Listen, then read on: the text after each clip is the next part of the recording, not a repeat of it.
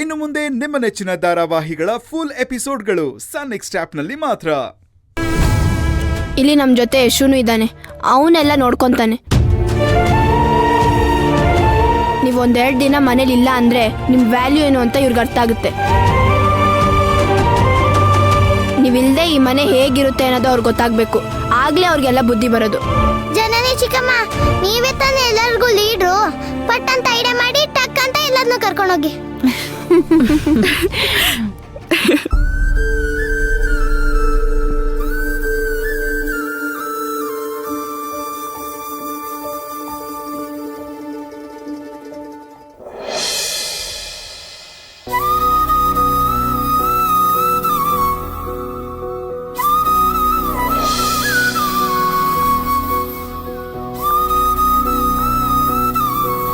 ಲೇ ಭಾರ್ಗವಿ, ಅನಗ, ವಾಣಿ ಎಲ್ಲೋಗ್ಬಿಟ್ರಿ? ಏಯ್ ಬಾರೆ ಹೋಗಿ ನೋಡೋಣ ಬಾ ಅಂದೆ.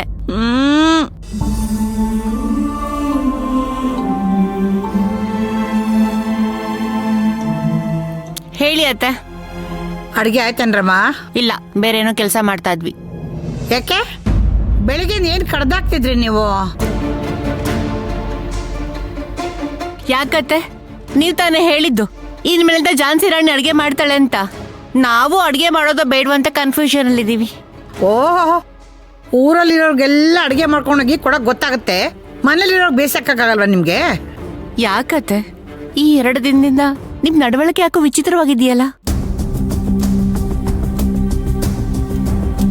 ಈಗ ಯಾರು ಅಡ್ಗೆ ಮಾಡಲ್ಲ ಅಂತ ಹೇಳಿದ್ದು? ಇಷ್ಟು ದಿನ ಈ ಮನೇಲಿ ನಾವುಗಳ ತಾನೇ ಅಡ್ಗೆ ಮಾಡ್ತಾ ಇದ್ದಿದ್ದು.